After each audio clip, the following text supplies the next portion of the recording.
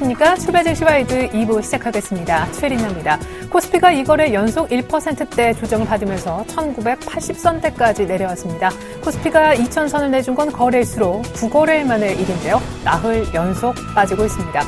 특별히 외국인들이 전일 많이 팔았습니다. 수급이 좋지 못했다는 얘기인데 현물에서 매도 규모가 4천억을 정규장에서 넘어가면서 지난 6월 이후 가장 많은 매도를 보인 데 이어서 선물 시장은 더 큰 걱정을 자아냈습니다. 사흘 연속 전일까지 팔았는데 특별히 전일의 매도폭이 상당했죠. 6,500계약 이상 매도하면서 사흘 동안 판 선물의 매도 계약수가 13,000계약을 넘어가는 모습이 쿼드러플 위칭이 다음 주 12월 동시만기 앞두고 나타났다는 점입니다. 12월 되면 원래 프로그램 쪽에서 연말 배당 노리고 수급이 조금 좋아지는 경향이 있는데 전혀 그런 모습이 나타나지 않는 것입니다.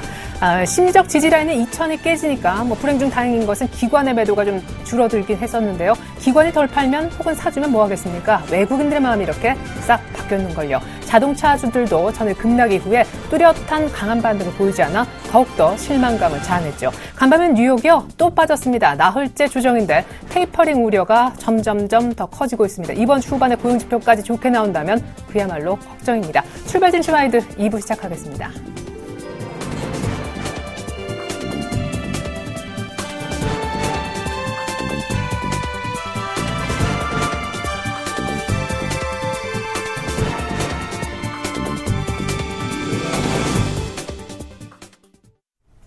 리뷰 앤 프리뷰 시간입니다. 2000선을 붕괴시켰던 전일장, 코스닥 분위기도 안 좋았는데 코스피가 너무 가파르게 빠지니까 코스닥 생각할 겨를이 좀 없네요. 전일장부터 다시 보겠습니다.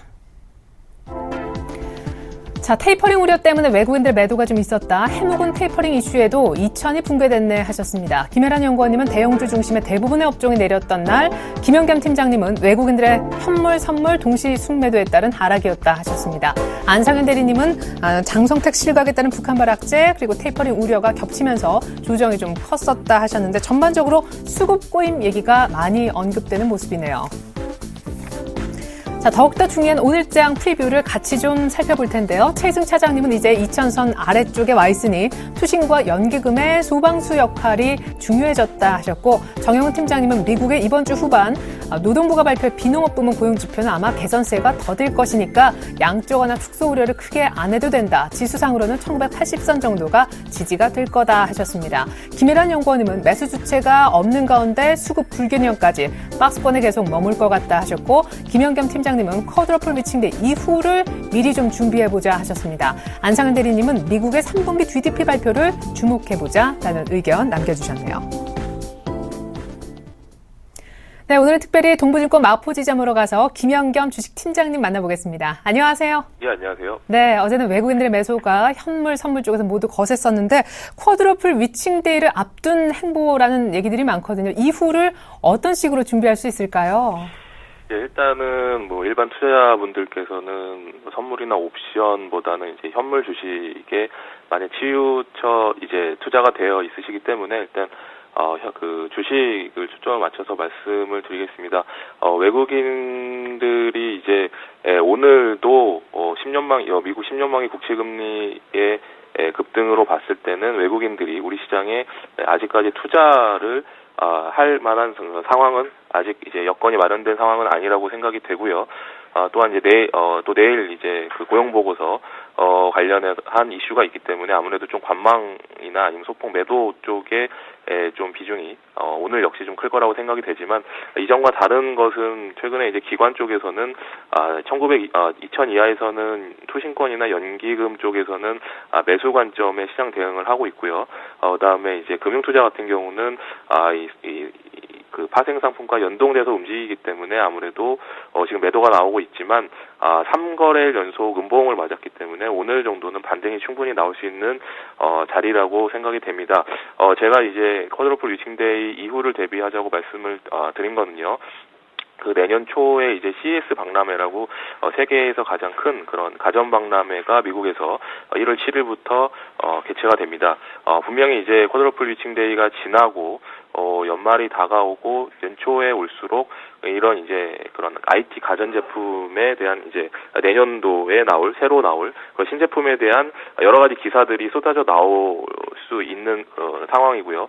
또한 거기에 있어서 어디에 초점을 맞추고 지금 뭐 삼성전자나 LG전자 뭐 세계 여러 그런 대표 나라들의 그런 제품들이 이제 신제품이 공개가 될 텐데 거기에 따른 기대감이 이 주가에 이제 슬슬 좀 기대감이 작용될 수 있는 분위기가 아직까지 형성이 안 됐지만 분명히 쿼드러플 리칭데이 지나면 그런 분위기가 나타날 것이라고 생각이 되기 때문에 또 전통적으로 1월 달이야 2월 달 같은 경우가 코스닥 시장이 좀 분위기가 좋아질 수 있는 그런 분위기죠. 그렇기 때문에 대형주에서 IT 관련주 또한 코스닥에 있는 그 IT 관련 부품 주식들을 지금부터 좀 관심 있게 봐야 될 것이라고 생각이 되고요. 내년 초에 이제 우리나라에 있어서 좀 핵심적인 부분은 좀 태블릿 PC 관련 주식들이 아닌가 개인적으로 생각을 하고 있습니다. 왜냐하면 이제 삼성전자에서 이 태블릿 PC 쪽을 내년에 굉장히 강하게 2배 이상 캐파를 늘리겠다고 이제 말을 했기 때문에 아무래도 이쪽에 좀 포커스를 맞추시는 그런 방법이 좋을 것 같고요. 이미 스마트폰 같은 경우는 올 초에 이미 한번 크게 시세가 났기 때문에 이런 종목보다는 아직 시세가 나지 않은 태블릿 PC 관련 수혜주 쪽으로 좀 포커스를 맞추시는 게 필요할 것으로 보이고 대형주는 계속해서 뭐 최근에 이제 바닥에 있는 뭐 LG전자나 아니면 계속해서 외국인 매수세가 들어오고 있는 SK 하이닉스 정도는 충분히 이 매수 관점으로 바라보실 수 있을 것 같습니다. 전체적으로 지금 환율 영향이 또 많이 지금 시장에 좌우하고 있고 최근에 환율의 영향으로 자동차 업종이 큰 폭의 하락을 보였었는데 이런 환율 문제는 계속해서 시장에 큰 이슈가 될 수 있기 때문에 지금은 경기 관련 민감주 보다는 좀 내수 쪽 비중을 조금 확대하는 또 계기를 좀 삼아야 될 것으로 보이고요. 최근에 지난주 금요일 날 그것을 보여줬죠.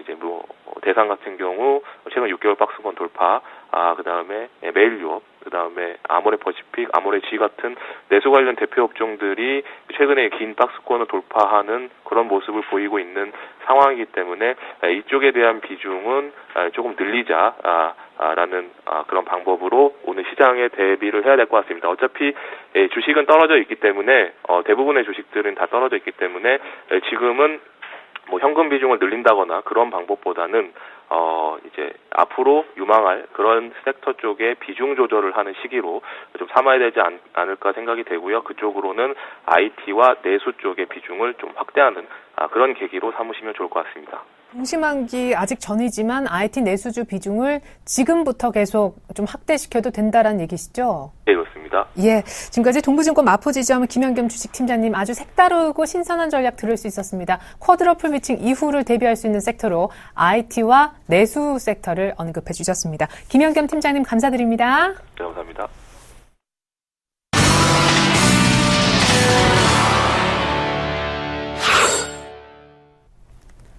넘버원에게 듣는다 시간입니다. 한맥투자증권 이재광 상무님 만나보겠습니다. 안녕하세요, 상무님. 네, 안녕하세요. 네, 연일 사상 최고치 신기록 행진을 달리던 해외 증시가 조정세를 보이고 있고 코스피도 사흘 동안 60포인트를 빠르게 내주면서 전일 코스피는 2000선까지 붕괴시켰습니다. 이 와중에 자동차주는 급락하고요. 거래대금은 말라있고 외국인은 쿼드러플 위칭 앞두고 공격적인 매도 스탠스를 보여주고 있습니다. 해외 증시도 지표가 너무 좋아 걱정일 것 같은데 해묵은 이슈 아니었나요? 테이퍼링 이슈 다시 괴롭히고 있네요, 뉴욕장을. 네, 그렇습니다. 자, 최근 12월 달 들어서 사실 지난주까지만 하더라도 12월 연말 장세에 대한 기대감이 한껏 부풀어 올랐었죠.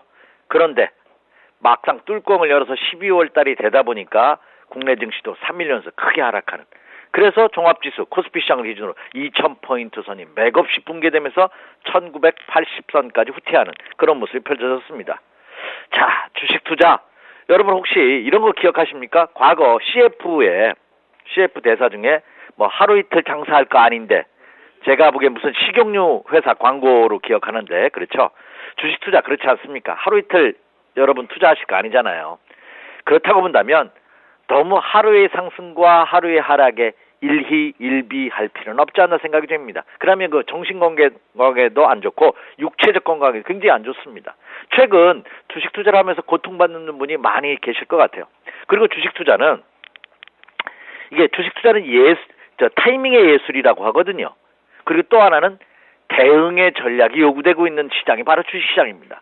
개인 투자 같은 경우에는 특히 더 제가 대응의 전략이라고 말씀드렸던 것은 뭐냐, 주식 투자가를 내일 올라갈 것이다, 빠질 것이다 이렇게 예측을 하게 되면 그 예측이 틀렸을 경우에 피해는 엄청나게 큽니다. 그런데 그 예측한다는 것 자체는 개인 투자가들의 영역이 아니라는 점이죠. 그러면 개인 투자자분들께서는 시세의 흐름을 보고 나타난 것을 보고 아 이렇구나.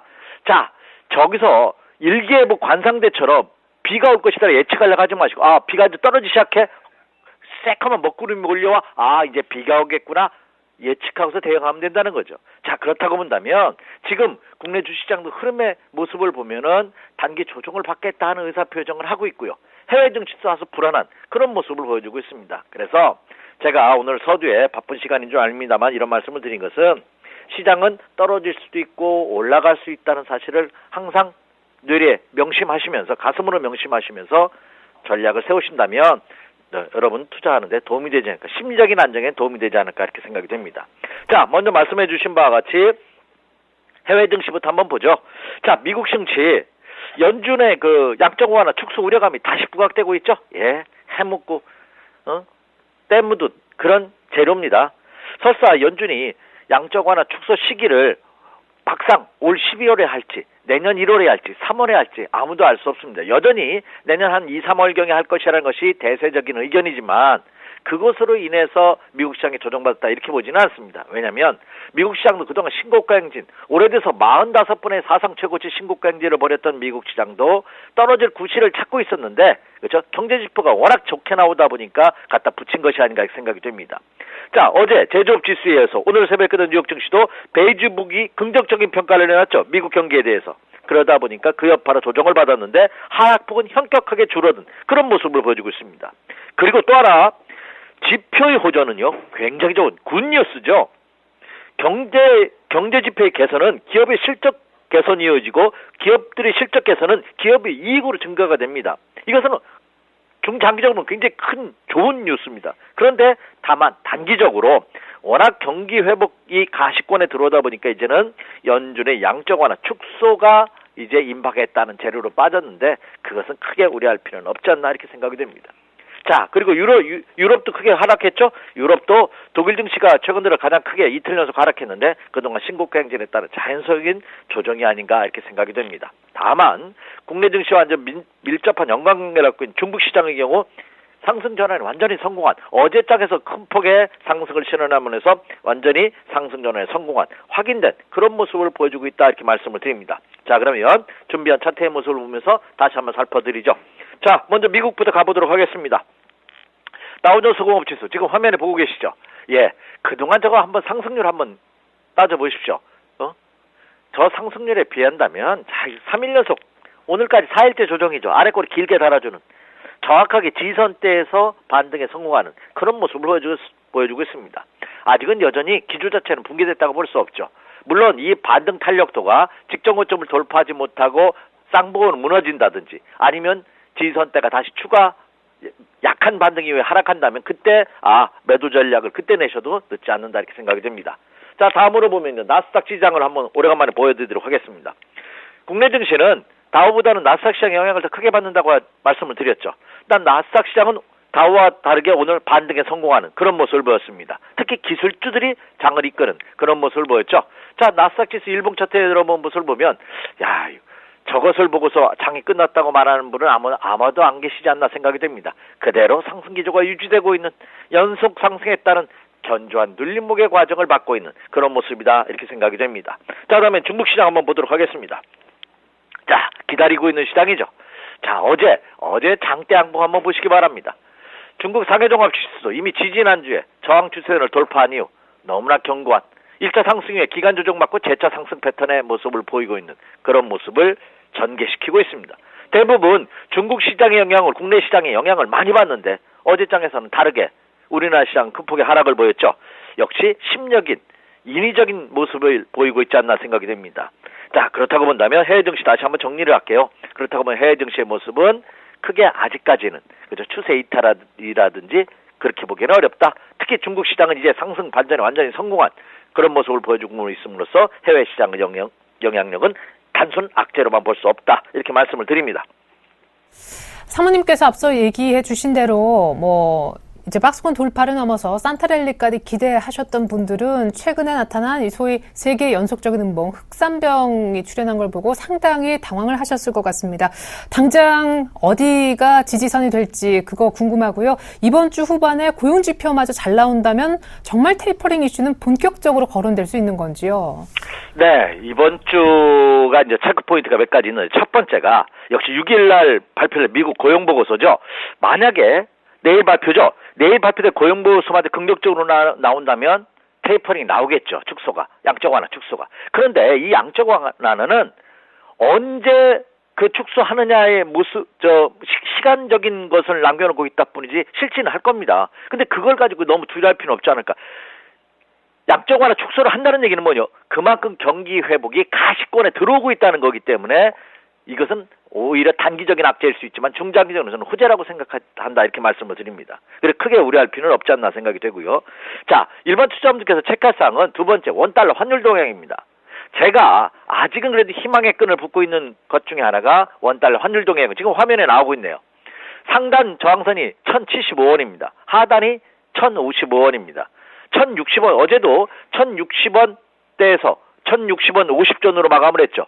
굉장히 안정적인 모습을 보여주고 있다는 점입니다. 그렇게 된다면 외국인 투자가들이 어제도 큰 폭의 매도율을 보였죠. 현물과 선물 시장에서 외국인들의 매도 또한 그렇죠. 축소될 가능성이 굉장히 크지 않을까 이렇게 생각이 되고 있습니다. 자, 그리고 또 하나 체크 포인트는 이제 외국인이 이제 문제가 아닙니다. 이제까지는 외국인에 의해서 장이 형성됐었죠. 상승도 마찬가지였는데 이제는 외국인 투자가들의 영향보다는 국내 기관 투자가들의 영향이 더 절대적으로 필요한 시점이 아닌가 생각이 듭니다. 어제장에서도 장 막판 무렵에 오후장 들어서 오전장에 매도했던 국내 기관이 매수로 돌아섰던 모습을 보였습니다. 특히 금융투자회사들 자문사와 운영사의 매도 물량을 제외한다면 그동안 매도를 보였던 투신권과 연기금이 지속적인 매수율을 보였다는 점이죠. 과연 외국인 투자가들은 지난달과 같이 예전과 같이 적극적인 매수를 보기는 어렵습니다. 그 물량을 국내 기관이 얼마나 받아주느냐의 여부, 지금부터는 국내 기관 투자가들의 매매 동향 체크해 주시기 바랍니다. 그리고 저는 이번 주는 걱정하지 않습니다. 오늘 만약에 하락을 보인다면 이것은 단기적인 매수권에 들어옵니다. 그 폭이 얼마나 될지는 아직 미지수입니다만, 근데 다음 주가 국내 시장이 대세 분기점이 될 가능성이 높다 이렇게 생각이 됩니다. 자, 준비한 차트의 모습을 보면서 다시 한번 살펴드리죠. 국내 코스피 시장 일봉 차트 한번 띄워주시기 바랍니다. 자, 국내 증시도 자 적산병, 이 적산병이라는 그죠? 흑산병이죠. 파란색이 세 개 하락이 자 흑산병이 나왔습니다. 이게 사케다, 일본의 전설적인 투자자인 사케다 씨가 발명한 이 법칙이 나오는 거죠. 상승하다가도 시커먼, 음봉이 3개 나오면 이건 추세 반전이, 하락 반전이다. 이것이 이제 그래서 이제 흑산병이라는 게 거기서 나오기 시작했는데, 그런데 최근 3일간의 하락은 인위적인 냄새가 너무 강하게 풍기고 있습니다. 그리고 국내 증시도 1980포인트부터 1960포인트라는 지지선대예요. 그러니까 국내 증시도 이제 반등이 모습을 보일 시점이 됐다 이렇게 판단이 됩니다. 그래서 하락시 매도는 자제하시기 바라고요. 제가 옆에 붉은색 타원형을 그려놨습니다. 저게 가장 이상적인 거죠. 여기서 반등을 보이면서 2000포인트를 다시 탈환해준다. 그러면 이 장은 다시 상승 전환할 가능성이 충분히 있습니다. 반면에 2000포인트를 돌파하지 못한다든가 다시 한번 반등을 줬다가 직전 저점을 다시 붕괴시키는 모습을 보인다면 그때는 이제 올 12월 달 장에 대한 기대감을 접어야 되지 않나 생각이 됩니다. 그 분기점이 다음 주가 될 가능성이 높습니다. 그래서 다음 주에 제가 여러분을 찾아가면서 다시 한번 전략을 드리도록 하겠고요. 오늘은 하락시는 그저 크게 우려할 필요 없다. 오히려 하락을 보인다면 그동안 턴어라운드로 준비하고 있던 철강이나 조선 화학주들, 그리고 실적 호전이 예상되는 반도체 IT 부품주들, 그리고 장기 저평가되는 은행과 증권 같은 구조조정이 가속화되고 있는 이 금융주에도 관심을 가지셔서 충분히 단기적인 시세 차익을 노릴 수 있다. 다만 대세 분기점은 다음 주가 국내 시장이 굉장히 중요한 한 주가 될 가능성이 높기 때문에 다음 주의 흐름을 우리가 체크해보자 이렇게 말씀을 드립니다. 이상입니다. 동시만기에 이제 본격적인 영향권에 들어가는 다음 주가 중요한 분기점이다 하셨고, 여기서 하락한다고 해도 여기 매도에 동참하는 것은 자제하자. 오히려 잠깐 단기 매수를 권할 정도셨습니다. 지금까지 한매투자증권 이재광 상무님의 말씀 들어봤습니다. 상무님 감사합니다. 네, 감사합니다.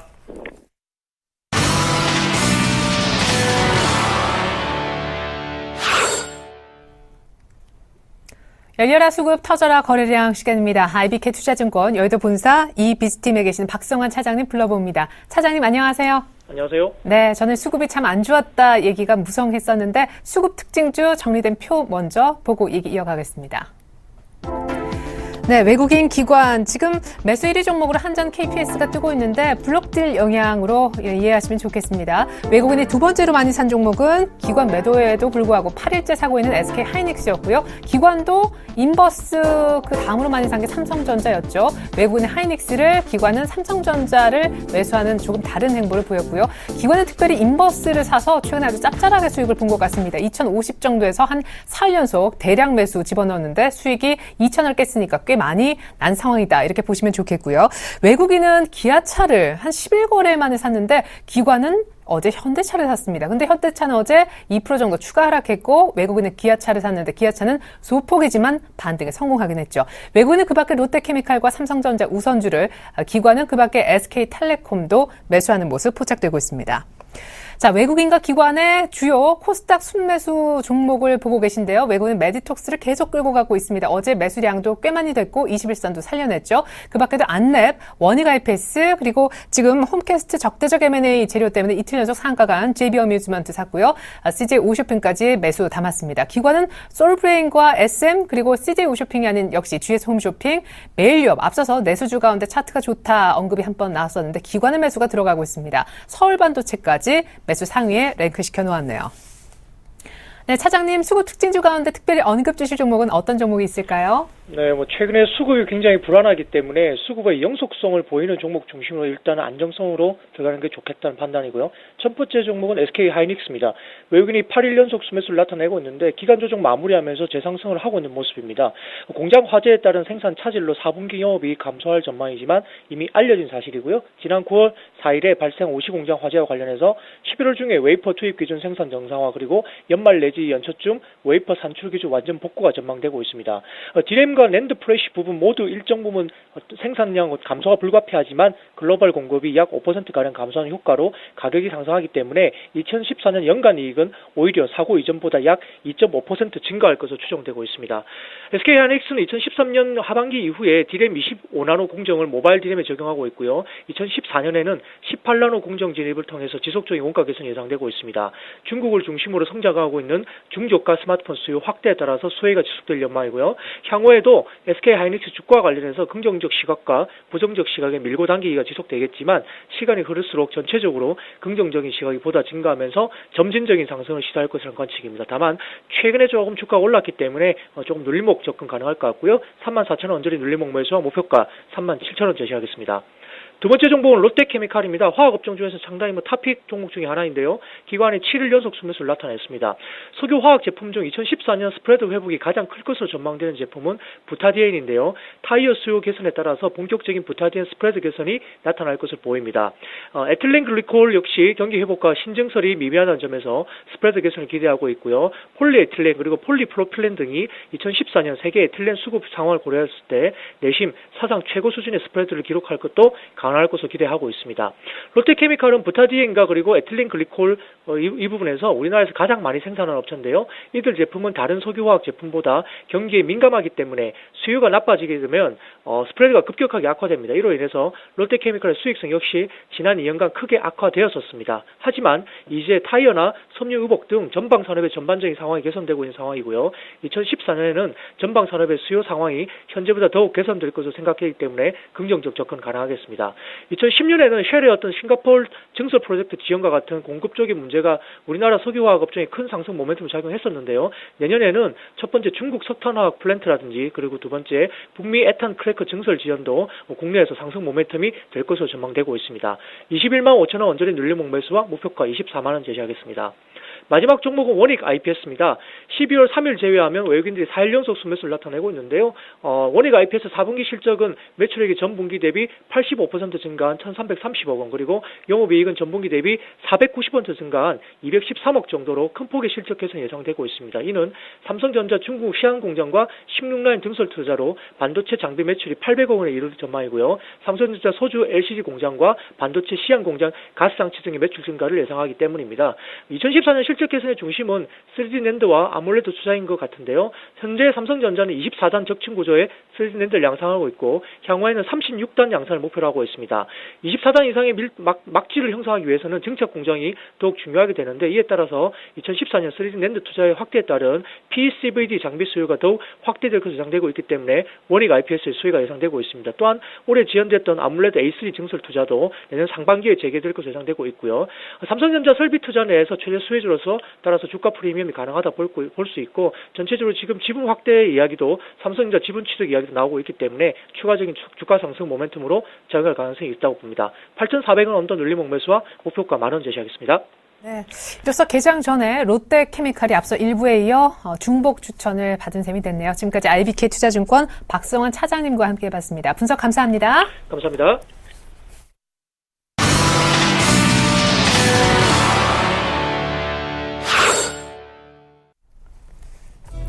네, 12월 5일 쿼드러플 비칭 딱 일주일 전 우리장 개장이 됐습니다. 12월 산타랠리에 대한 기대감이 참 많이 흐려졌죠. 먹구름이 많이 끼어있기 때문인데, 미국의 테이퍼링 우려, 외국인들의 대량 매도 때문에 코스피는 9거래일 만에 전일 2,000선을 내줄 수밖에 없었습니다. 연속적인 3거래 연속의 음봉 출현으로 코스피는 60포인트를 날렸는데요. 간밤에 뉴욕이 또 똑같은 이슈 때문에 나흘째 조정받았다고 합니다. 오늘까지 코스피는 닷새 연속 내릴 수밖에 없는 것에 어디가 지지선일까요? 다음 주가 변곡점이라는 분석도 앞서 나온 바 있는데, 그냥 들고 있으면 수익은 회복될 수 있는 것인지 더 자세한 출발 상황부터 분석해 보도록 하겠습니다. 지금 제 옆에는요, 샘플러스 정동 멘토님 나와주셨네요. 안녕하세요. 네, 안녕하세요. 네, 자 2,000선 깬 이상 좀 빠르게 올라오면 좋을 텐데 양시장 어떻게 개장하고 있나요? 네, 그렇습니다. 오늘 양시장 플러스권에서 좀 양호하게 출발을 하고 있다, 이렇게 말씀을 드릴 수가 있을 것 같습니다. 사실상 전일장 미국 증시가 유럽 증시가 가파르게 미국 증시가 열리기 전에 1% 이상 하락하면서 우려감이 굉장히 컸었는데, 다우 지수나 나스닥 증시 시작과는 다르게 마지막에는 나스닥 증시 같은 경우는 플러스권으로 마감하면서 조금은 그 영향이 국내 증시에 지금 미치고 있지 않나, 저는 이렇게 판단을 하고 있습니다. 또 한 가지 영향은 역시나 매를 먼저 맞았다, 국내 증시가 매를 먼저 맞았다, 이러한 관점에서는 오늘 장에서는 기술적 반등을 꾀할 수 있는 구간이다, 이렇게 말씀을 드릴 수가 있을 것 같습니다. 코스피 시장 현재 0.21% 상승 출발을 하고 있습니다. 시가총액 상위 순으로 말씀드리면 삼성전자가 0.56% 상승 중에 있고, 현대차가 0.43% 상승을 하고 있습니다. 삼성전자야 악재, 호재, 그리고 국내 증시와 뚜렷하게 연동성을 보이고 있기 때문에 오늘 지수가 반등한다면 삼성전자 역시 상승할 수 있을 것으로 전망이 되고 있습니다. 그렇지만 반면에 자동차주에 대해서 최근에 굉장히 악재만 나오고 있는 상황이다, 이렇게 말씀을 드릴 수가 있을 것 같은데, 악재가 많이 나온 것은 사실입니다. 그렇지만 제 개인적으로 생각을 해봤을 때 악재가 많이 나오는 상황이지만 역시나 현대기아차 이런 자동차 업종 좀 과도하게 저평가된 게 아닌가, 저는 이렇게 판단을 하고 있습니다. 전일장 2%대의 또 하락을 보이면서 현대차가 PER 6배 미만으로 내려간 게 아닌가, 저는 이렇게 판단을 하고 있는데, 좀 과도한 저평가 상태다, 이렇게 판단되면서 추가적인 악재도 이제 더 이상 나올 것은 제한적이다, 이렇게 판단이 되고 있습니다. 그렇기 때문에 현대차 같은 경우는 23만원 부근에서 바닥선을 잡으면서 다시 한번 반등을 꾀할 수 있는 그런 시기가 왔다, 이렇게 정리해드리면서 자동차주를 길게 롱으로 보는 것은 아닙니다. 그렇지만 과도하게 저평가되어 있는 상태이기 때문에 단기 반등을 꾀하면서 트레이딩 관점으로 접근이 가능하겠다, 이렇게 말씀을 드릴 수가 있을 것 같습니다. 그리고 전일장 외국인이 좀 현선물 시장에서 가파르게 큰 물량을 매도했다, 이렇게 말씀을 드릴 수가 있을 것 같은데, 이제는 네이버가 지금 70만원 위에까지 올라왔다가 67만원에서 오늘 거래 중에 있습니다. 네이버 같은 경우는 분할 상장한 이후에 외국인의 힘에 의해서 70만원대까지 상승을 했다, 이렇게 볼 수가 있는데, 외국인이 본격적으로 매도세를 보인다면 역시나 네이버 추가적으로 급락할 가능성이 있기 때문에 외국인 매매 동향에 따라서 네이버 주가 향방을 좀 판단하면서 매매 전략을 짜는 게 올바르지 않나, 이렇게 간략하게 정리를 해드리겠고, 다음은 코스닥 시장입니다. 코스닥 시장 오늘 0.32% 조금 상승 출발을 하고 있는데, 제가 지난번에도 말씀을 드렸지만 코스닥 지수 같은 경우는 500선 이하에서 거래될 때는 글로벌 금융위기 같은 글로벌 매크로 변수가 굉장히 안 좋았던 시기 시기였습니다. 그렇지만 이제는 뭐 유럽 위기도 금융 위기도 점차 해소되는 단계다. 그리고 2014년도에는 금융 위기가 모두 끝날 것이다. 이러한 말들이 나오고 있는 가운데 코스닥 지수 지금 500선 초반대는 조금 저평가 상태가 아닌가 저는 이렇게 판단을 하고 있습니다. 그렇지만 500선을 벗어나지 못하는 이유는 시장 컨센 대비 실적이 중소형 개별주들의 실적이 3분기에 예상보다 안 나왔다 이러한 관점에서는 가파르게 500선 그러니까 550선까지 타라는 좀 무리가 있겠지만 그렇지만 500선 이하로 빠지기에는 너무 과도한 저평가 상태로 판단되면서 만약에 500선 이하를 하회한다면 실적이 저평가된 우량 종목으로 좀 접근하는 그런 전략이 필요한 시기가 아닌가 이렇게 정리를 해드리도록 하겠습니다. 네. 자, 코스피는 일단 1990선은 회복을 했어요. 외국인 기관 하지만 현물 쪽에서 매수는 좀처럼 찾아볼 수 없고 개장한 지 5분 정도밖에 지나지 않았는데 선물 쪽의 외국인들 매도는 벌써 1000계약을 넘어서고 있습니다. 쿼드러블 위칭이 확실히 다가오고 있는 것만은 사실인 것 같네요. 코스닥도 일단 플러스 달았고요. 니케이는요, 전일 2% 넘게 급락 한번 했었었죠. 오늘도 근데 추가로 더 밀립니다. 0.35% 조정받으면서 15,354포인트에 열렸습니다. 서울 외환시장 분위기 알아보죠. 오늘은 IBK 투자증권으로 가서 환시장 분위기 들어보겠습니다. 윤영교 연구원님 안녕하세요. 네, 안녕하십니까? 네, 간밤에 미국에서 나온 지표가 서비스업 지표 제외하고는 대체로 좋은 모습, 베이지북의 경기 판단 역시 긍정적이었는데 오늘 어떤 모습으로 진행됩니까? 역시 고용 지표 발표가 상당히 더 중요하겠죠, 후반에. 네, 간밤 글로벌 외환시장에서 달러화는 테이퍼링 이슈 부각에도 22 통화정책회의와 FOMC를 앞둔 관망세로 강세 후 보합권으로 회귀하는 모습을 보였습니다. 어제 발표된 ADP 민간부문 고용보고서에 따르면 11월 민간부문 신규 취업자 수는 전월 대비 21.5만 명이나 증가하면서 예상치를 크게 뛰어넘는 호조를 보였는데요. ISM 제조업 지수에 이어 고용지표까지 긍정적인 결과를 보이면서 다다음 주에 예정되어 있는 12월 FOMC에서 양적 완화 축소 가능성이 부각돼 달러 강세 요인으로 작용했습니다. 다만 ECB가 내일로 예정된 12월 통화정책회의에서 특별한 정책적 조치를 내놓지 않을 것이라는 견해가 우세해 유로화 대비 달러 강세는 제한적이었고요. 엔화는 일본은행의 통화정책 유지 발언 이후 여전히 약세 압력을 받으면서 주요 통화 간 환율 흐름은 여전히 엇갈린 모습을 보이고 있습니다. 어제 서울 외환시장에서 원달러 환율은 테이퍼링 우려에 따른 외국인 주식 매도에도 불구하고 수출업체 내고 물량 출해 등의 영향으로 보합권인 1060.5원에 거래를 마쳤습니다. 한편 간밤 여기 NDF 시장에서 원달러 환율은 전일 서울 외환시장 현물환 종가 대비 0.3원 소폭 상승한 1063원에 최종 호가되는데요. 유럽과 미국 등 주요국 중앙은행 빅 이벤트를 앞두고 여전히 국내 금융시장에서는 관망세가 우세한 상황인 가운데 수급 요인이 환율 방향에 중요한 요인으로 작용하고 있습니다. 미국 고용지표가 호조를 보인 점이 테이퍼링 우려는 물론 글로벌 경기 회복에 대한 기대감으로 위험자산인 원화 강세 요인으로 작용할 수 있다는 점이 부담입니다. 하지만 1050원대에서는 외환당국 개입 우려 등으로 이미 수차례 반등한 경험이 있어 오늘 원달러 환율도 박스권 흐름이 이어질 것으로 보입니다. 따라서 오늘 서울 외환시장에서 원달러 환율은 1060원 선을 중심으로 제한된 등락세가 이어질 것으로 보입니다. 고용지표 발표 앞두고 일단 수급이 1차적으로 환시장을 좌지우지할 수 있는 변수라고 하셨습니다. 박스권을 크게 벗어나진 않을 것이다. 전망까지 감사합니다. IBK 투자증권 윤영교 연구원님 분석으로 환시장 분위기 전해드렸습니다. 연구원님 감사드립니다. 네, 감사합니다.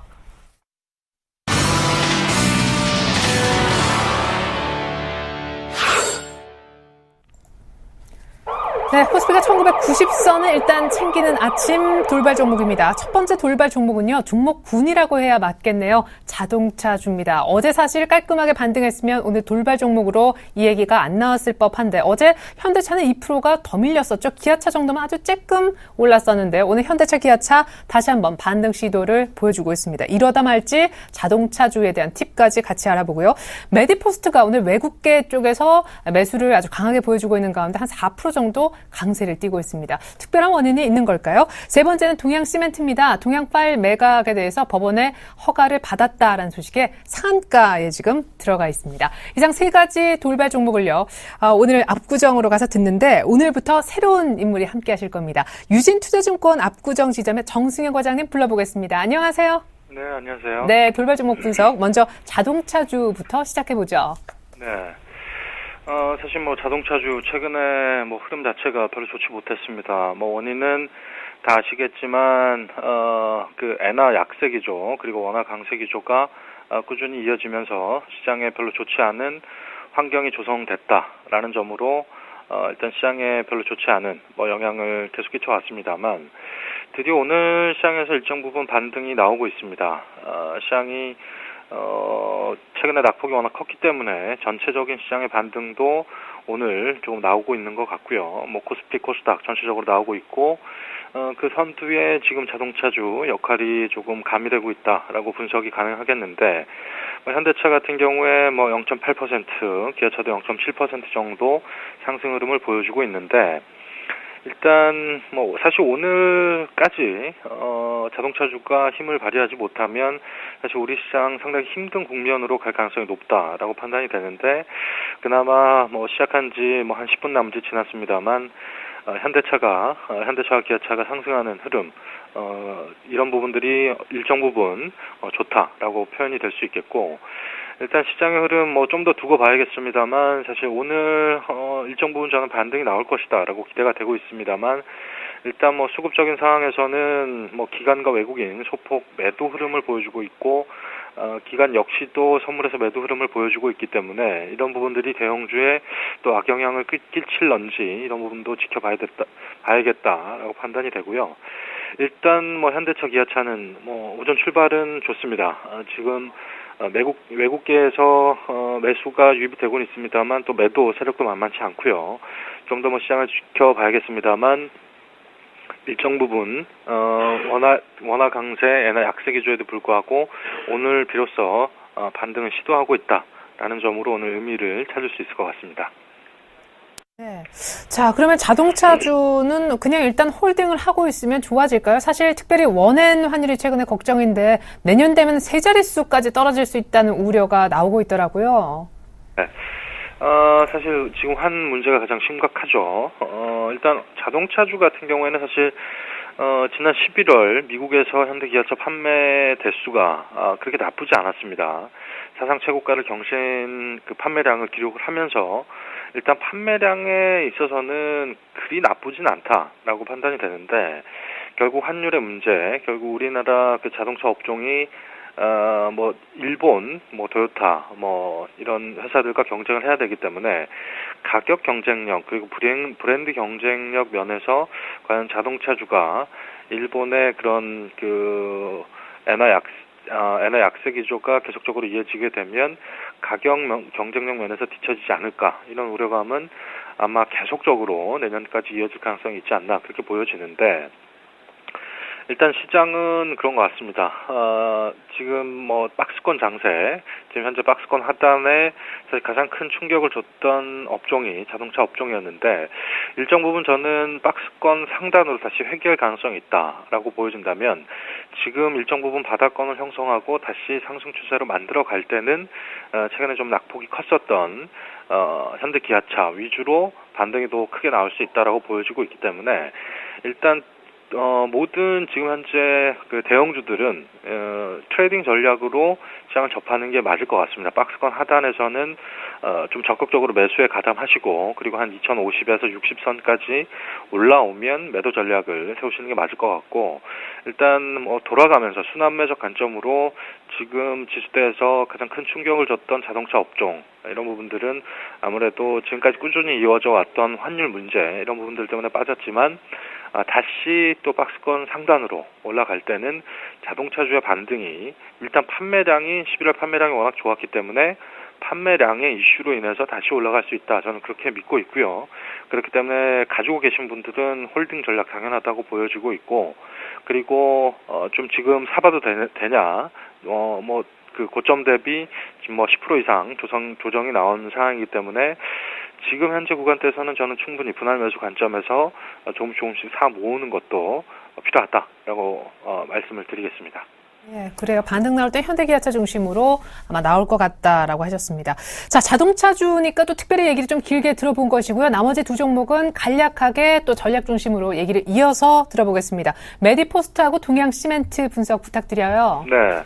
메디포스트 오늘 4.6% 정도 올라가고 있습니다. 외국계 매수가 들어왔고, 사실 최근에 흐름이 약간 7만 원대에서 바닥권을 다지면서 다시 상승하려는 모습을 보여주고 있는데 일단 최근에 수급적인 부분에서 딱히 기간의 매도가 전일하고 전전일 나오면서 전일에는 뭐 3%, 그 전일에는 2.7% 정도 하락세를 보였습니다만 외국계 매수가 유입이 되면서 다시 7만 원을 복귀하는 흐름을 보여주고 있는데 아직까지 뭐 본격적인 상승 트렌드를 만들었다라고 보기에는 좀 더 시간이 필요하다라고 보여지고 있고요. 일단 메디포스트 같은 경우에는 일단 뭐 실적 기대감들 그리고 뭐 이런 부분들로 상승하는 종목이기 때문에 일단 기술적인 접근이 지금 필요하다라고 보여지고 있고 뭐 그런 판단에서는 뭐 7만 원의 공방이 오늘 뭐 이루어지지 않을까라고 보여지는데 일단 뭐 지금 자리에서는 좀 더 바닥권 진바닥을 다지는 과정이 좀 필요하다라고 보여지기 때문에 일단 오늘 흐름 뭐 오전만 이렇게 좋았다가 반짝할 가능성도 있기 때문에 오후까지 좀 더 지켜보는 전략 필요하다 보여지고요. 그리고 동양시멘트 일단 매각 이런 이슈에 의해서 급등락이 좀 심해질 그런 종목이다라고 판단이 되는데 일단 동양 파일을 매각을 해도 된다라고 허가가 진행이 됐습니다. 그렇기 때문에 일단 자회사의 동양 파일 매각이 이루어지게 되면 아무래도 뭐 자산 매각 절차가 일정 부분 원활하게 진행이 되고 있기 때문에 그런 부분에 있어서 아무래도 뭐 동양 시멘트에 대한 그 재무적 그 구조 개선 이런 부분들이 일정 부분 좀 양호하게 진행이 될 수 있기 때문에 또 최근에 또 낙폭이 워낙 컸기 때문에 그런 반발 매수에 의해서 상한가를 가게 됐는데 이게 지속적으로 뭐 상한가를 갈 수 있다라고는 아무도 판단할 수 없죠. 그렇기 때문에 일단 뭐 오늘 살 수도 없는 상황이기 때문에 뭐 그냥 이슈로서 점검하는 그런 종목으로 보시면 될 것 같다라고 말씀을 드릴 수 있겠습니다. 네, 이상 자동차주, 메디포스트 그리고 동양시멘트까지 돌발 종목으로 살펴봤습니다. 자, 그밖에 오늘 특징주는요. 재무구조 개선 때문에 급등하는 두 종목 정도가 눈에 보입니다. 대성산업 그리고 승화프리텍 얘기를 조금 더 구체적으로 들어야 되겠고요. 삼양식품도 어떤 뭐 신제품이 나온 모양인데 굉장히 인기리에 판매가 되고 있나 봐요. 강세를 보이고 있습니다.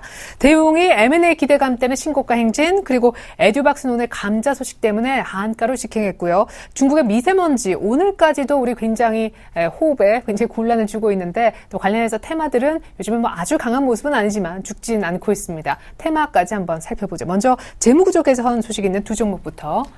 예, 그렇습니다. 지금 승화프리텍 그리고 대성산업 뭐 재무구조 개선에 의해서 좀 강하게 뭐 대성산업 같은 경우는 10% 가까이 상승을 하고 있고 승화프리텍 같은 경우도 지금 3%대의 강세를 보이고 있는데 사실상 이 부분에 대한 주가 상승은 이미 선반영됐다 이렇게 말씀을 드릴 수가 있을 것 같습니다.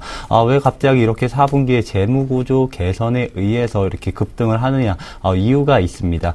두 가지 이유를 꼽을 수가 있는데 지금 분기 보고서를 내거나 반기 보고서를 이제 분기별로 내게 돼 있는데 사실상 1분기와 3분기 보고서는 회계 감사를 받지 않습니다. 그런데 반기 보고서와 사업 보고서는 회계 감사를 받아야 되는데 그때 재무 구조가 좀 우량하지 않거나 실적이 과도하게 안 좋거나 이런 분식 같은 것을 회계사에서 이렇게 판단을 한 다음에 기업의 존속을 판단을 하게 돼 있습니다. 역시나 이러한 기대감 때문에 이제 4분기쯤에 재무 구조가 개선되는 기업들이 좀 오르는 이런 현상들이 항상 있었다 이렇게 말씀을 드릴 수 있었기 때문에 대성산업이나 뭐 승화프리텍 오늘 상승할 수 있는 이유가 되고 있다 이렇게 설명을 해드릴 수가 있을 것 같습니다. 또 한 가지 이유는 오성 LST의 여파가 아닌가 저는 이렇게 판단을 하고 있는데 오성 LST가 얼마 전까지인가 며칠 전까지 좀 급락을 했다. 이렇게 말씀을 드릴 수가 있을 것 같습니다. 오성 LST 같은 경우는 뭐 부채 비율이 뭐 4,400%에 이르는 부채 비율 1위 기업에 꼽혔다 이런 기사가 나오면서 하한가를 기록을 하기도 했는데 그만큼 지금 재무 구조가 안 좋은 회사에 대해서 시장의 눈이 정말 차가워졌다 이런 면을 봤을 때 반대로 생각했을 때 이제 재무 구조가 개선되는 종목에 대해서 조금은 수급이 몰리는 것이 아닌가 저는 이렇게 판단을 하고 있습니다. 물론 재무 구조 개선은 시장 그리고 기업에 대해서 굉장한 호재입니다. 그렇지만 오늘 나온 것이 아니라 오늘 나왔다고 하더라도 그 전에 이미 선반영돼서 두 종목 다 좀 급등세를 시현했다 이렇게 설명을 해드릴 수 있기 때문에 오늘 나온 기사에 의해서 추격 매수는 조금 자제해야 되는 시기가 아닌가 이렇게 정리를 해드리도록 하겠습니다. 예, 그 다음 말씀드릴 종목은 이제 대웅입니다. 대웅 같은 경우는 M&A 기대감으로 조금 상승하는 면이 있는데 대웅은 뭐 제약회사가 아니라 지주사입니다. 지주사이기 때문에 뭐 실적도 괜찮고 역시나 재무 구조도 우량한 회사입니다. 그런데 대웅의 지금 주가 차트를 보시면 신고가를 기록을 하고 있는데 얼마 전까지 이제 박스권을 지속하면서 박스권을 달려오다가 다시 M&A 기대감으로 다시 이제 계단식 상승을 꾀하려는 이런 움직임을 보이고 있습니다. 사실상 M&A에 의해서 상한가를 기록하는 종목들 대부분이 재무 구조가 안 좋거나 신저가를 기록하는 종목이라면 M&A가 기사설이 나왔을 때 상한가를 기록하거나 급등세를 시현하는 게 맞지만 대웅 같은 경우는 이미 신고가 부근에서 박스권에 갇힌 이런 주가 패턴을 그렸다면 뭐 상한가를 기록하는 그런 주가 상승은 없을 것이다 저는 이렇게 판단하면서 대웅 같은 경우는 지금 거래량 그리고 수급을 보면서 대응을 해보자. 그렇지만 하락한다기보다는 서서히 그러니까 다음 주까지는 조금 상승 추세는 이어갈 가능성이 있다 이렇게 말씀드리면서 대응은 매매 전략을 펼치는 게 맞지 않나 이렇게 말씀을 드리겠고 그 다음 종목은 이제 삼양식품입니다. 삼양식품 오늘 좀 급등세를 보이고 있는데 불닭 볶음면이라는 뭐 이런 제품이 지금 뭐 편의점에서 10월 달에 1위를 차지했다. 판매량 1위를 차지했다. 이런 기사에 의해서 예, 저도 아직 못 먹어봤습니다. 그런데 뭐 10%까지 상승한 이런 국면을 그렸는데 이 기사에 의해서 상승하기에는 좀 저는 이렇게 급등하기에는 무리가 있는 기사가 아닌가 저는 이렇게 판단을 하고 많이 있습니다. 많이 맛있나 보죠, 뭐. 예, 그렇습니다. 예. 사실상 이런 적이 처음 있었던 건 아닙니다. 예전에 그 나가사키 짬뽕이라는 것이 대유행을 했을 때 그때 정말 뭐 100% 가까운 상승을 보였던 적도 있습니다. 그렇기 때문에 이번이 두 번째 상승이라고 볼 수 있는데 그때를 기억하면서 오늘 상승하는 것이 아닌가 저는 이렇게 판단을 하고 있고 그동안 삼양식품 같은 경우는 지속적으로 바닥권을 그려왔기 때문에 그리고 또 한 가지가 최근에 뭐 국내 전차군단이나 조선주 주도주들이 굉장히 안 좋으면서 주도주가 없어진 상태입니다. 이러한 장일수록 테마나 기사에 의해서 상승하는 개별 종목이나 개별주들이 굉장히 많이 생겨나는데 그의 일환으로 삼양식품도 오늘 조금은 급등세를 시현하는 것이 아닌가 이렇게 말씀드리면서 삼양식품 또한 추격 매수는 조금 자제해보자 이렇게 정리를 해드리도록 하겠습니다. 예, 그 다음 종목은 에듀박스입니다. 에듀박스 같은 경우는 간단하게 정리를 해드리도록 하겠습니다. 7대1 감자 소식이 나오면서 하한가를 기록을 했는데 이런 감자를 했다면 하한가를 가는 게 맞습니다. 감자를 한다고 해서 사실상 주주들의 주가에 영향은 없지만 직접적인 영향은 없지만 감자를 한다는 것 자체가 기업이 조금 위태한 상황이다. 실적이 굉장히 안 좋고 재무 구조도 굉장히 뭐 최악의 상황이다. 이러한 상황에서 고를 수 있는 게 유상증자나 감자입니다. 먼저 유상증자를 한 다음에 그래도 개선이 안 된다면 마지막으로 실시하는 게 거의 감자라고 이렇게 말씀을 드릴 수 있기 때문에 이런 감자 같은 경우는 하한가를 갈 만한 재료가 맞다 이렇게 말씀드리면서 에듀박스는 절대적으로 단기간 내에는 매수 접근을 자제해보자 이렇게 정리를 해드리도록 하겠습니다. 예, 그리고 마지막 종목은 이제 오공과 웰크론인데 어제 오늘 아침에 저도 이제 차를 타고 오면서 봤는데 굉장히 뿌였습니다. 문 열면 안 돼요. 예, 그렇습니다. 예. 저는 그게 안개인 줄 알고 그냥 창문을 열어놓고 왔는데 안개가 아니라 미세먼지라고 합니다. 당연히 인체에는 굉장히 안 좋기 때문에 이에 대한 관련주들이 조금 움직일 가능성이 있는데 오늘 오공과 웰크론 뭐 그렇지만 기사에 나왔던 듯이 테마가 뚜렷하게 부각되면서 뭐 급등세를 시현하고 있지는 않다 이렇게 말씀을 드릴 수가 있을 것 같습니다. 그 이유 중에 하나가 미세먼지 테마 또한 얼마 전부터 지속적으로 기사화되면서 역시나 선반영된 부분이 굉장히 많다 이렇게 말씀을 드릴 수가 있을 것 같은데 50 같은 경우는 뭐 1,800원, 1,900원대부터 현재 2,400원까지 상승을 한 상태입니다. 그리고 3거 그러니까 이 거래일 전서부터 강하게 장대 음봉을 맞으면서 다시 하락을 했기 때문에 단기 테마성 그리고 기술적 반등에 의해서 상승 가능할지언정 역시나 시간이 지나면 제자리를 찾아가야 되는 종목이다 이렇게 말씀을 드리면서 추격 매수는 자제해보고 정말 매수하고 싶다 이런 분들은 매수했다가 5% 이내 이런 단타 트레이딩 접근이 가능할지언정 뭐 장기로 보는 그런 투자 전략은 좀 알맞지 않다 이렇게 판단되면서 전반적으로 매수는 자제해보자 이렇게 정리를 해드리도록 하겠습니다. 네, 자 이렇게 해서 이제 특징주를 계속 저희가 살펴보고 있는데요. 오늘 추가적인 특징주로서 STX 얘기를 좀 해야겠습니다. 채권단 쪽에서 회장을 배임 혐의로 고조했었는데 장 초반에 약세를 보이다가 또 빠르게 플러스로 전환이 되는 그런 모습도 나타나고 있습니다. 삼성생명은 외인 매도 때문에 10만 원, 상당히 중요한 삼성생명한테 그런 주가인데 오늘 이탈을 시켰고요. MK트렌드는 전날 CB 발행 한 70억 정도 결정을 했는데 이게 긍정적으로 해석되면서 오늘 올라오고 있습니다. 그리고 이런 종목이 있나 싶을 정도의 롯데 관광개발이 드디어 10일 만에 급락세를 타고 있습니다. 이제 지금이라도 수익 실현 늦게지만 해야 될지 같이 좀 알아보겠습니다. 다시 압구정으로 나가보죠. 정수영 과장님. 네. 지금 STX 사실 좀 도깨비 같은 주식인데, 장 초반에 4% 마이너스로 시작했다가 지금은 8%, 9% 상승 흐름을 보여주고 있습니다. 일단 이 매각 절차 이런 부분들이 따라서 뉴스 재료에 따라서 급등락이 반복되는 그런 모습을 보여주고 있습니다. 어제 시장에서도 하한가를 기록을 했습니다만 지금 추세로 오면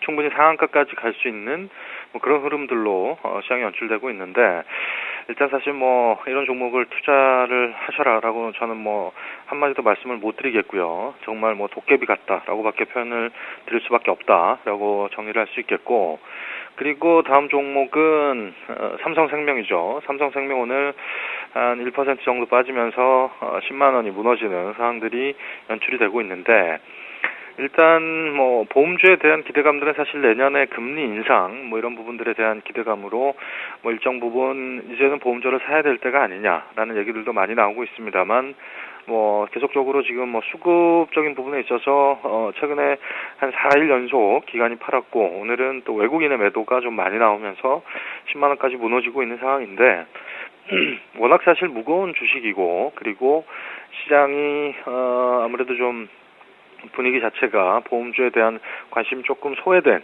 그런 상황이기 때문에 일단 10만 원이 무너진 상황에서 지금 외국인의 매도 일정 부분 이 매도가 멈출 때까지는 좀 더 시장 관찰할 필요가 있지 않겠느냐 그렇게 보여지고 있고요.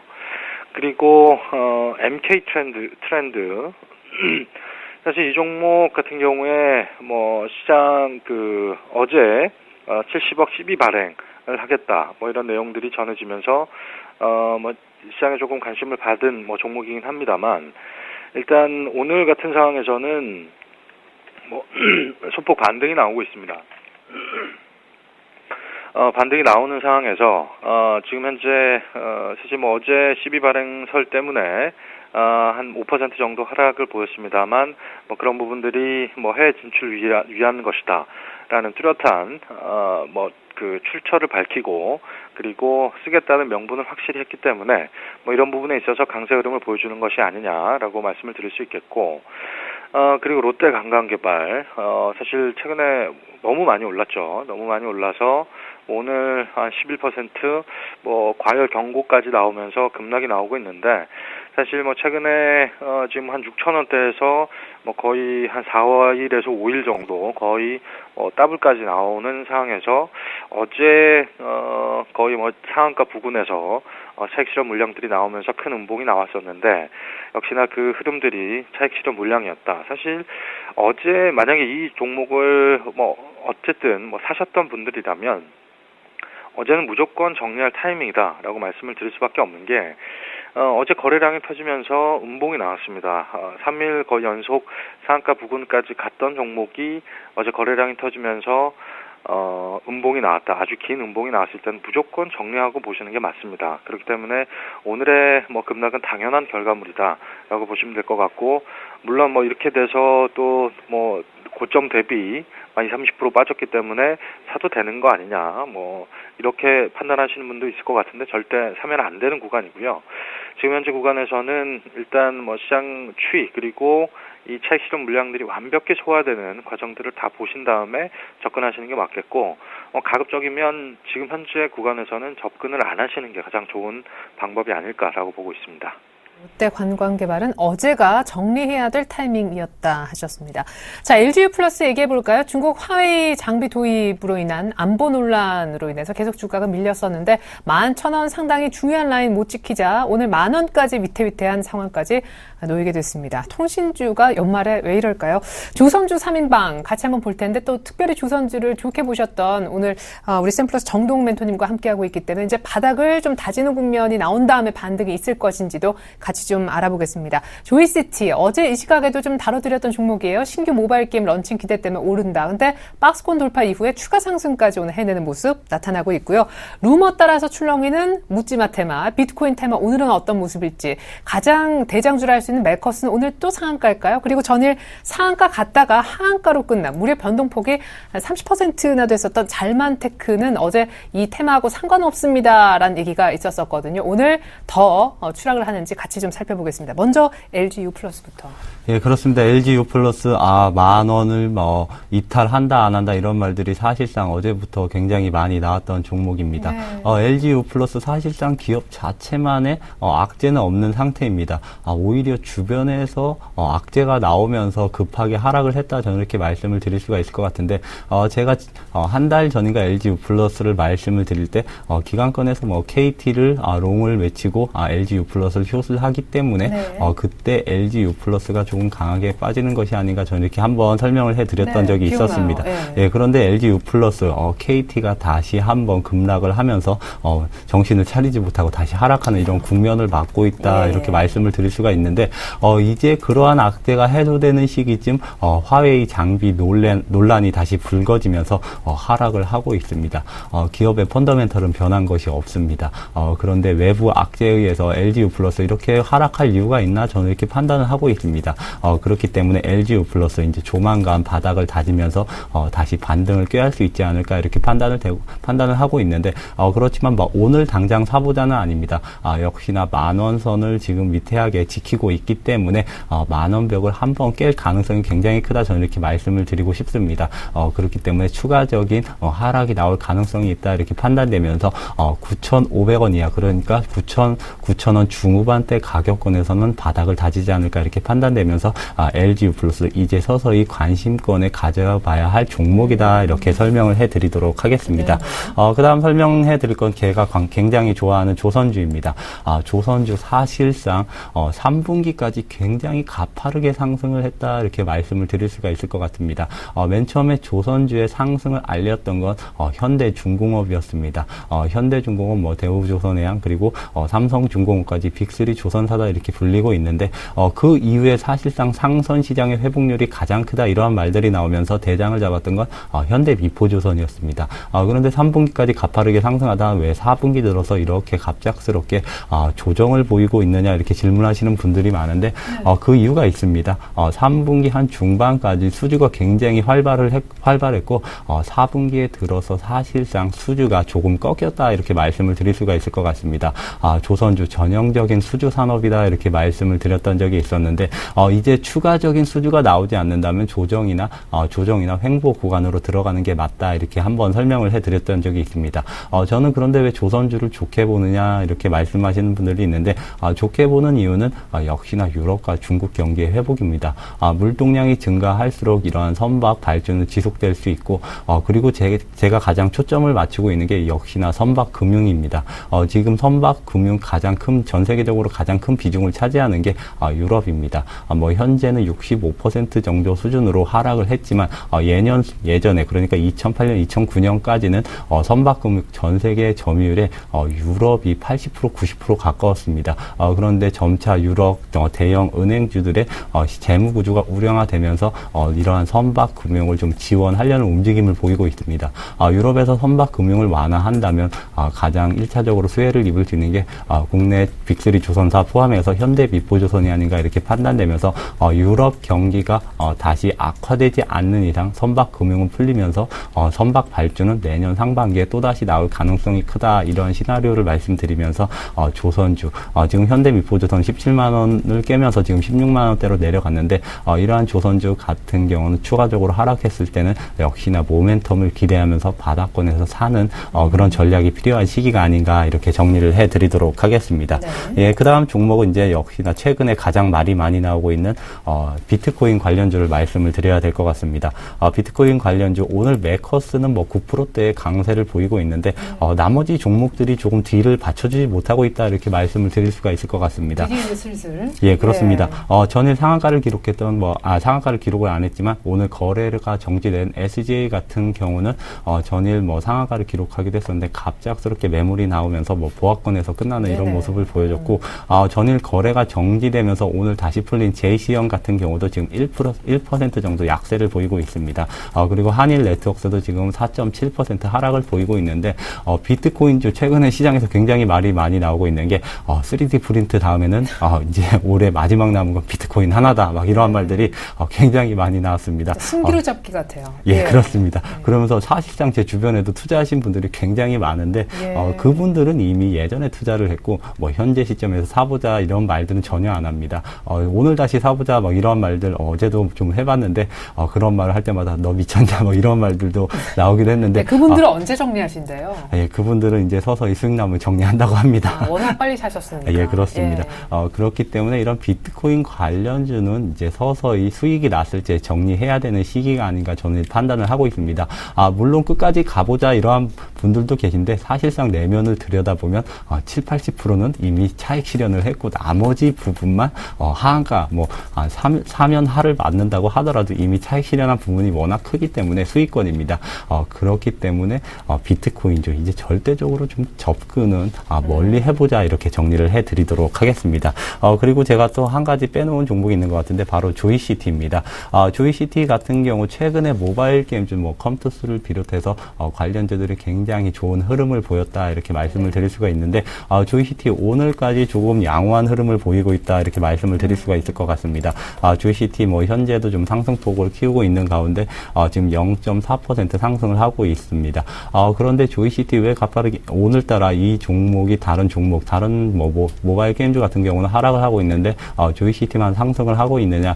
역시나 이제 예전에 조이시티 제가 예전 사명이 잠깐 기억이 안 나는데 조이시티가 옛날에 이제 굉장히 모바일 게임에서 흥행을 했던 그런 모바일 게임이 룰더스카이라는 그런 게임이 있었습니다. 그런데 후속작인 룰더주라는 이제 후속작을 내놓으면서 아무래도 그 기대감이 실리는 시기가 아닌가 이렇게 판단을 하고 있는데 모바일 게임주 지속적으로 하락을 하면서 바닥을 다져왔습니다.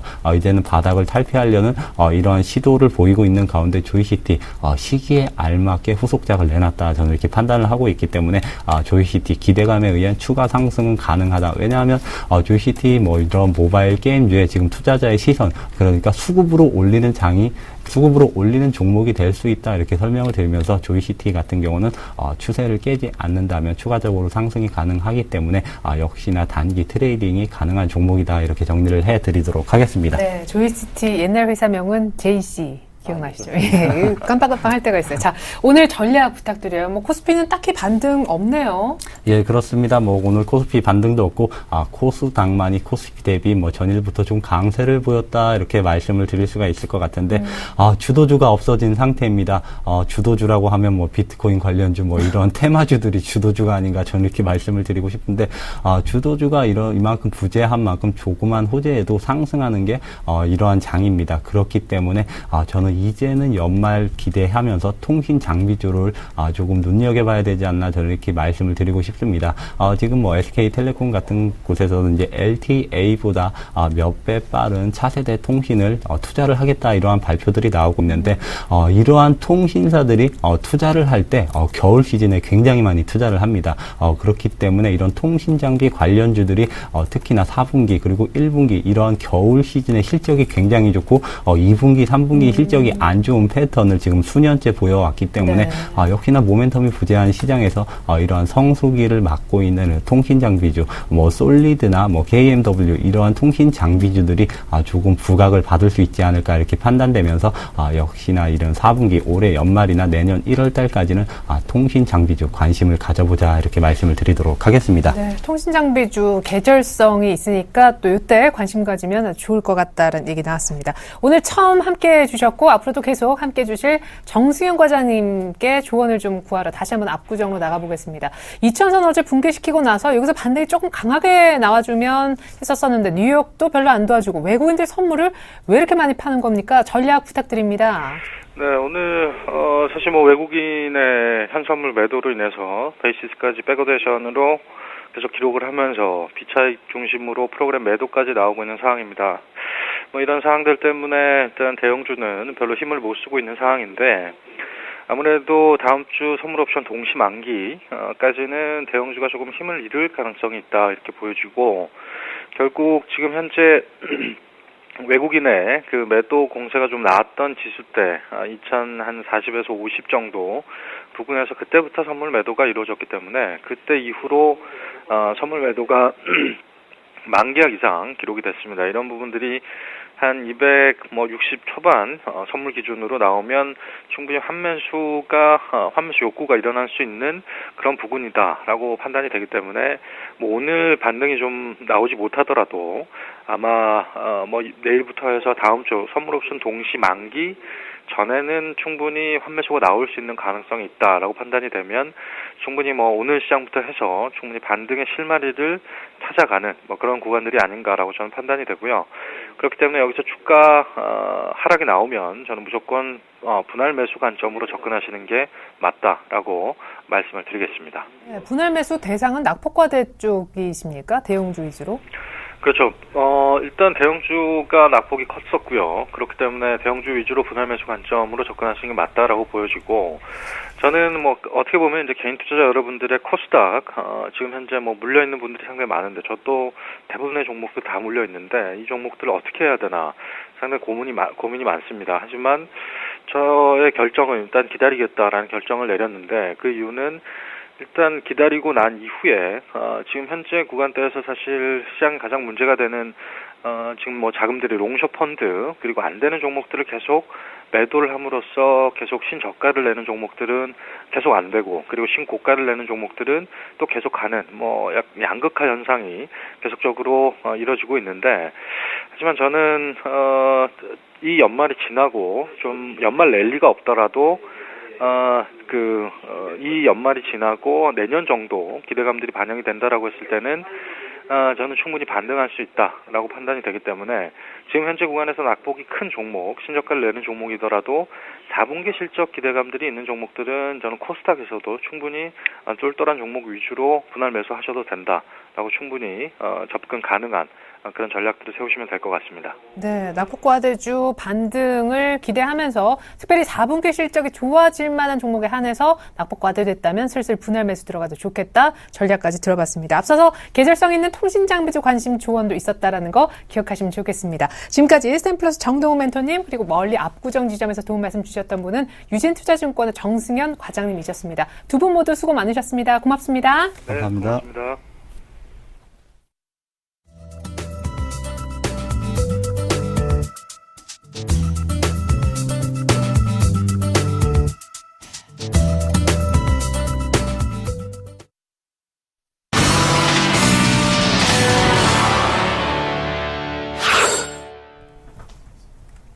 네, 이천선 붕괴 후 코스피가 반등을 보이지 못하고 있는 아침 선물시장 동향 알아보겠습니다. 샘플러스 김도훈 멘토님, 주쌤 안녕하세요. 네, 안녕하세요. 전일도 그냥 매도할 걸 그랬어요. 일단 한 3일 동안 좀 약간 과장 보태서 한 10포인트 정도 지금 급락했는데 오늘 261포인트까지 쳐지면서 260 깨지지는 않겠죠? 오늘 외국인들 선물 굉장히 많이 파네요. 네. 어제 같은 경우야 매도 안 하고 매수로도 수익 날 수 있는 자리 충분히 좀 있었고요. 선물왕 보시고 나서 시청자분하고 통화도 좀 했고요. 그분에게 제가 자신 있게 마이너스권, 그러니까 방송을 보고 매수를 하셨다고 하시더라고요. 네, 지금 마이너스 구간인데 계속 빠지실까봐 공포를 느끼시더라고요. 제가 한마디 했습니다. 수익으로 나오시니까 걱정하지 마시고 수익 나오는 시점에서 짧게 방망이 냈고 수익 실현하십시오. 그랬더니 수익 실현으로 나오셨거든요. 이 얘기는 무슨 얘기냐면 어제 또다시 매도를 했으면 하는 아쉬운 부분이 있습니다. 왜 없겠습니까? 투자자의 성향 속으로 보면 충분하지만요. 저는 차라리 그건 다른 투자의 몫이라고 생각하고 우리는 이제는 스위칭할 수 있는 매수의 자리를 워밍업으로 인해서 어느 자리가 공포 자리이고 답습을 하지 않고 자신 있게 매수를 잡을 자리가 어느 자리인지, 어느 자리에서 공포를 견뎌야 되는지, 이런 것들을 미리 좀 준비를 해두어야지만 먼저 선취적 관점의 매수를 자꾸 끌고 올라갈 수 있다라고 저는 말씀드리겠습니다. 그래서 결론은 어제와 오늘 마찬가지로 능력치만큼 범위 내에서 저가 매수로 계속 일관하겠다라고 말씀드리겠고요. 금일은 어제와 조금 틀립니다. 해외발의 하락 추세가 지속되면서 출발은 되었지만 전체적으로 이 외국인들의 매도 규모, 즉 어제 오후장 선물왕에서 이 얘기를 드렸습니다. 맥스 자체적으로 놓고 본다라면 금액 규모상 현재 2조를 지금 찍어놓은 상황이거든요. 그렇다고 한다면 전반적으로 최근 올해 기준으로 보면 어바우트 잡아도 2조 4천억 정도. 그렇다면 미결제 추이까지 놓고 보더라도 현재 기준점에서 밑으로 과도하게 외국인들의 매도를 때릴 수 있는 위치 그닥 그렇게 많지 않다라는 겁니다. 현재 기준점에서 어제보다 좀 더 낮아졌기 때문에 공포의 매수를 잡을 수 있는 부분이겠고요. 어제 분명하게 선물왕 쪽에서 말씀을 좀 드렸지만 매수를 잡는 것이 추세의 전환점은 아니다. 방망이를 짧고 수익을 좀 안전하게 내는 것이 오히려 공포의 매수 자리이다라고 말씀 좀 드렸거든요. 잠시 뒤 신호등으로도 보여드리겠지만 외국인들의 나홀로 매도 맞습니다. 연속성으로 특히나 이번 주 외국인들의 수급이 가장 시장의 키워드이고 키이다, 열세다라고 말씀드렸는데요. 외국인들의 매도 속이 계속 확대가 되면서 시장이 브레이크를 걸지 못하고 계속해서 흘러내리고는 있습니다. 하지만 그 징후가 어제부터 조금씩 징후가 바뀌어나가기 시작했고 오늘 외국인들의 매도가 많이 나옴에도 불구하고 현물 쪽, 즉 주식 쪽의 힘 자체가 동시다발적으로 순환매가 아닌 방어 쪽으로 들어오면서 일부 시장의 방어를 했던 음식료 부근에서는 오히려 차익 실현이 일부 살짝 나오는 모습, 그에 따라 시장의 시가총액 상위권 종목으로의 매수 드라이브. 그렇다고 한다면 전반적으로 시장은 이제는 기술적인 반등을 준비하는 구간이다라고 보시면 좋겠고요. 동시 만기를 앞두고 많이들 여론이 분분합니다. 이 이유는 만약에 중요한 자리가 하나 있는데 그것이 깨지면 시장이 폭락 가능성의 포지션이 발생이 됐기 때문입니다. 그런데 제가 말씀을 좀 드리겠습니다. 과연 올까? 저는 아니다라고 자신있게 말씀드리겠습니다. 그래서 여기서 빠져봤자 이제 얼마 남지 않았다라고 말씀을 좀 드리겠고요. 최대 맥스 자리는 알려드리면 모두가 다 아마 HTS를 끄고 도망가실 것 같아서 절대 그러면 안 될 것 같겠고요. 옵션 시장 추이는 그닥 지금 보실 필요는 없을 것 같습니다. 특히나 풋옵션 지금 따라 들어가는 건 좀 무모한 도전이다라고 말씀 좀 드리겠고요. 프로그램 쪽에서 보시면 차익과 비차익, 특히나 비차익 쪽에서의 매도 압박 부분이 크죠. 베이시스, 현재 베이시스 얕은 백어 상황에선 무조건 매도 출회밖에 안 된다라고 말씀드렸으니까요. 깊은 백어가 나오거나 또는 컨텐커 자체가 상당히 위쪽으로 좀 열려줘야 된다라는 것만 체크하시면 좋겠고요. 금일장 우리가 확인해 봐야 될 것은 다른 거 없습니다. 외국인들이 주도를 하고 있는 건 사실이나 기관계 쪽 잘 보자. 기관이 동반 매수가 계속해서 들어온다라면 저점 매수 오늘도 공포 매수를 한다. 어제와 분명히 다르다. 공포 매수가 좀 더 안전하게 되고 있다. 매수가 잡으실 자리 많다라고 말씀드리겠고요. 금일자리 황금 라인으로 잡아드리면요. 261.75. 어제 고생들을 많이 하셨을까봐 제가 그냥 러프하게 디테일하게 좀 잡아 놔버립니다. 무슨 얘기냐면 안착함과 동시에 그때부터 매수로 좀 스위칭을 하시면서 정확히 잡으시고요. 요 부근에서는 여러분들께서는 프로의 영역이다라고 생각하면서 트레이딩 영역이니까 진입하지 마시고 올라가고 나서 대응하시기 바랍니다. 여전히 저는 이 자리에서도 공포 매수를 계속해서 잡아야 되는 자리다라고 말씀 좀 드리겠고요. 어제 선물왕을 진입했던 말씀드리고 있던 시점이 바로 이 부분이었습니다. 그리고 단활하게 나왔죠. 자, 여기서 만일 시청자분들한테 연락을 좀 받았고 한 분과는 통화를 했습니다. 그러면서 제가 이 말씀 드렸습니다. 떨어지는 폭에도 이 얘기를 드렸죠. 자신 있게 수익 나오십니다. 이 자리에서 수익 나왔고요. 저희도 여기서 두 번의 매수로 한 번은 성공, 한 번은 실패한 이후에 이 폭을 다 수익을 내면서 다시 한 땀 수익을 냈으니까요. 지금 여러분들 이번 공포 매수를 잡으시려면 지금부터 워밍업으로 짧은 안타 매수 수익 챙기셔야 된다라고 말씀드리도록 하겠습니다. 네, 오늘도 저가 매수로 일관하시겠다 하셔서 이제 슬슬 공포 매수 자리대를 미리 찾아 나서야 할 시기라고 하시면서 오늘의 황금 라인으로 261.75를 정해주셨습니다. 어제보다 더 편안한 매매가 될 거라는 팁도 정보 같이 주셨습니다. 지금까지 샘플러스 김종 멘토님과 함께 봤습니다. 선물시장 전략 감사합니다. 네, 감사합니다. 네, 이상으로 출발 증시와이드 2부 마치겠습니다. 시청해주신 여러분 고맙습니다.